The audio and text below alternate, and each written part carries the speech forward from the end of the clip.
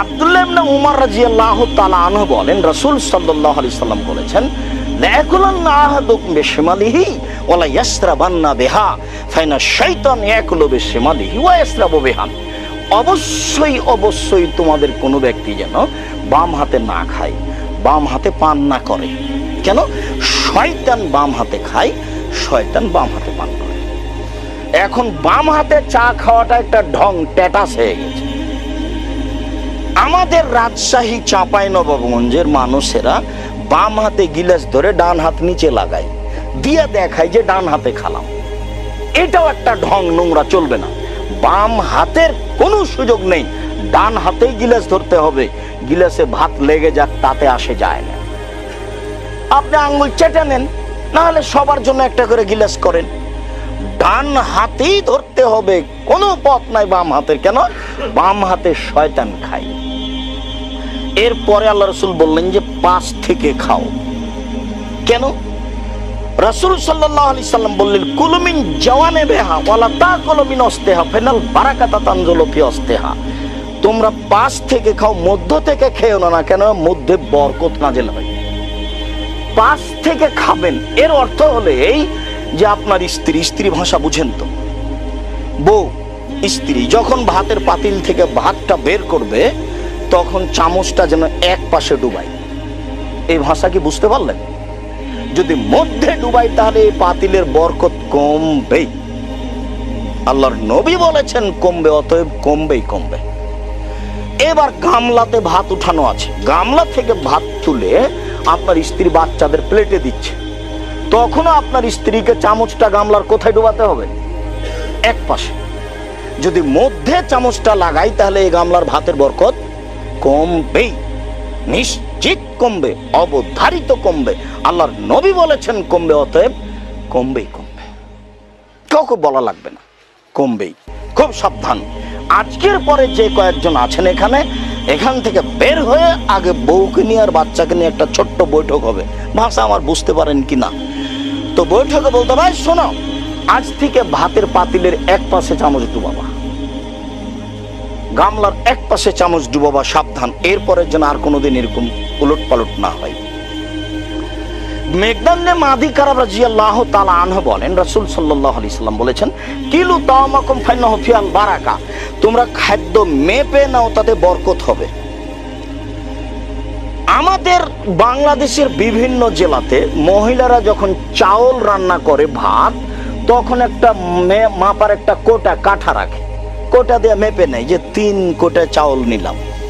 কিন্তু আটা দিয়ে যখন রুটি বানায় তখন আটাটা আর মাপে না, তখন হাত দিয়ে উঠে নেই। তো দুটাই মাপতে হবে। 100 গ্রামের একটা কোটা রাখবেন, আমার ভাষা বুঝতে পারছেন কিনা? 100 গ্রামের একটা কোটা রাখবেন, 200 রাখেন, আপনার মতো রেখে আটাটা উঠাবেন কোটাতে করে মেপে, তাহলে এই আটাতে বরকত হবেই হবে। হাদিস বুখারী মুসলিম। আপনার স্ত্রী চাউলটা মেপে নিয়ে রান্না করবে, এতে বরকত হবেই হবে। আজ থেকে যেন আপনার বাসায়, বাড়িতে, এই কুড়ে ঘরে আর কোনোদিন চাউল না মেপে রান্না না হয়, আটা না মেপে রুটি যেন না হয়। আল্লাহ আমাদেরকে বুঝার এবং আমল করার তৌফিক দান করুক। আল্লাহুম্মা সাল্লি আলাইহি। জাবের রাদিয়াল্লাহু তাআলা আনহু বলেন, রাসূল সাল্লাল্লাহু আলাইহি সাল্লাম বলেছেন, এজা আকালা আহাদুকুম ফালইয়ালাক আসাবিয়াহু। যখন তোমাদের কেউ খাবে সে যেন আঙ্গুল চেটে খায়, ওয়াসাহাফাতা, প্লেট চেটে খায়। কেন? ইন্নাকুম লা তাদরুনা ফিয়াতিল বারাকা। তোমার জানা নাই কোন ভাতে বরকত আছে। প্লেটে একটা ভাত ছিল, ধুয়ে ফেলে দিলে, বাড়ির বরকত চলে গেল। আঙ্গুলে একটা ভাঙা ভাত লেগেছিল, ওটা হাতটা ধুলে ভাতটা কি হলো? চলে গেল, বাড়ির বরকত চলে গেল। বুখারী মুসলিম। এই হাদিসটা এখন বুঝাতে পারছি কিনা আপনাদের? আঙ্গুল চেটে খেতে হবে, প্লেটটা চেটে খেতে হবে। যদি আপনার হাতটা ধুয়ে ফেলেন আর যদি ভাত চলে যায় তাতে, প্লেটটা যদি পানি ঢেলে দেন তাতে যদি ভাত চলে যায়, তাহলে বাড়ির বরকত কি হলো? চলে গেল। হাদিস বুখারী মুসলিম। আপনি মানতে বাধ্য। বরকত কিভাবে চলে যায় আপনারা বুঝতে পারবেন না। তখন রোজ খাবার নিচ্ছে মানুষের কাছ থেকে, কিন্তু দেখি বাড়িতে নেই, তার মানে বাড়িতে বরকত নেই। আর দেখি ওই যে 15 দিন আগে চাউল নিয়েছিলাম 20 কেজি এখনো আছে, শেষই হয় না, তার মানে বরকত আছে। আয়েশা রাদিয়াল্লাহু তাআলা আনহা বলেন যে আল্লাহর নবী মারা গেলেন তখন সোয়া কেজি আটা ছিল বাড়িতে, সোয়া কেজি। ওই আটা নিয়ে রুটি বানায় অনেক দিন খেলাম, শেষ হয় না। তখন আমি একদিন ভাবলাম যে আটাটা একটু মেপে দেখি তো কতটি আছে। মাপার পরে দেখি 2 দিন পরে আর নেই। চলন্ত জিনিসটা মাপবেন না। ওই যে 20 কেজি চাউল পেয়েছেন, 2 দিন খাওয়ার পরে আর মাপবেন না যে কতটি আছে। মাপলেই 2-3 দিনে শেষ হয়ে যাবে। আর নিয়ে এসে রেখে দিয়েছেন একটা বস্তাতে, রোজ বিসমিল্লাহ করে উঠাবেন, রান্না হবে, বিসমিল্লাহ করে উঠাবেন না, রান্না হবে। আবার যেটা পাবেন সেটা নিয়ে এসে তাতে রেখে দিবেন, এতে যা আছে সেটা মাপবেন না। বুঝাতে পারলাম কি না?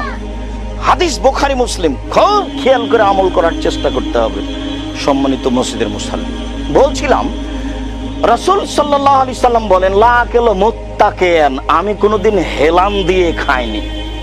ডান হাতের হেলান দিয়ে, বাম হাতের হেলান দিয়ে, চেয়ারে হেলান দিয়ে খাইনি। তো কিভাবে খেয়েছি? হেলান না দেওয়া হচ্ছে পেশাব পায়খানাতে যেভাবে বসে ওইভাবে বসে খেলে হেলান দেওয়া হলো না, এটাই সবচেয়ে উত্তম। কেন?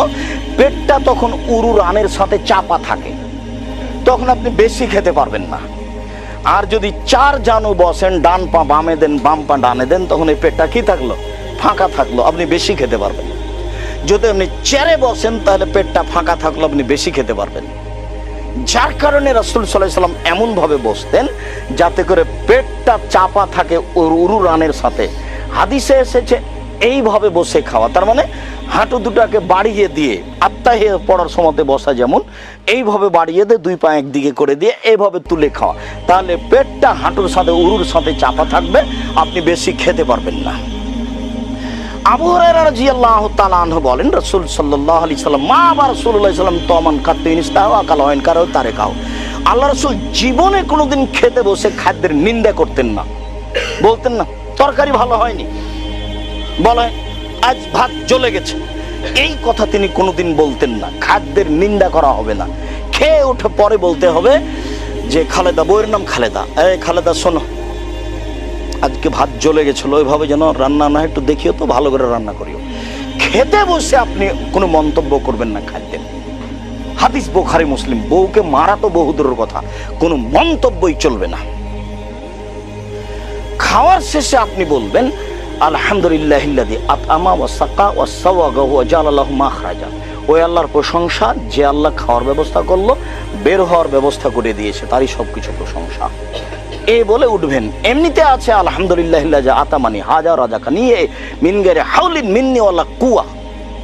4টা দোয়া আছে, যেটা চলন্ত দোয়া আছে আলহামদুলিল্লাহিল্লাযী আতামানা ওয়া সাকানা ওয়া জাআলানা মিনাল মুসলিমিন, এই দোয়াটা চলবে না। বাকি 4টা দোয়ার সবটাই চলবে। এইবার শেষ কথাটি হচ্ছে খাওয়া এবং পান করা। দাঁড়িয়ে খাওয়া হবে না, দাঁড়িয়ে পান করা হবে না, দাঁড়িয়ে খাওয়া হবে না, দাঁড়িয়ে পান করা হবে না। আর 1 শ্বাসে পানি পান করা হবে না গিলাস থেকে, 3 শ্বাসে। আর শ্বাসটা গিলাসের মধ্যে ছেড়ে দেওয়া হবে না। রাসূল সাল্লাল্লাহু আলাইহি ওয়াসাল্লাম এই কয়েকটা কথা নাকচ করেছেন। বসে পানি পান করতে হবে, বসে খেতে হবে। তবে জমজমের পানি বসে নয়, দাঁড়িয়ে খাওয়া সুন্নাত। আবু হুরায়রা রাদিয়াল্লাহু তাআলা আনহু বলেন, খায়রুল মায়ে মাউ জমজম। পৃথিবীতে যত পানি আছে তার সবচেয়ে উত্তম দামি পানি হলো জমজমের পানি। তামিন, জমজমের পানি হচ্ছে একটা খাদ্য। রোগ থেকে মুক্তি দেওয়ার মাধ্যম, ওটা একটা ঔষধ। জমজমের পানি হলো ঔষধ রোগের জন্য, আর জমজমের পানি হলো খাদ্য। রাসূল সাল্লাল্লাহু আলাইহি সাল্লাম দাঁড়িয়ে জমজমের পানি পান করতেন। শেষের অংশ আবার বলি, বিসমিল্লাহ বলে খাবেন, বিসমিল্লাহ বলে বাল্বটা অফ করবেন, বিসমিল্লাহ বলে বাড়ির দরজাটা বন্ধ করবেন, বিসমিল্লাহ বলে ভাতের পাতিল, তরকারির পাতিল, খাদ্যের পাতিল ঢেকে রাখবেন। যদি ঢেকে না রাখেন তাহলে রাতে বালামি মুসিবত ওই খাদ্যের মধ্যে যাবে। যদি সকালে ওইটা খান তাহলে রোগ হবে, ব্যাধি হবে। হাটে বাজারে গিয়ে আপনাদের এইসব ছোট বাচ্চারা টোকায়ের মতো, এরা যেন রাস্তাঘাটে যেটা পড়ে আছে খোলা, এগুলো যেন না খায়।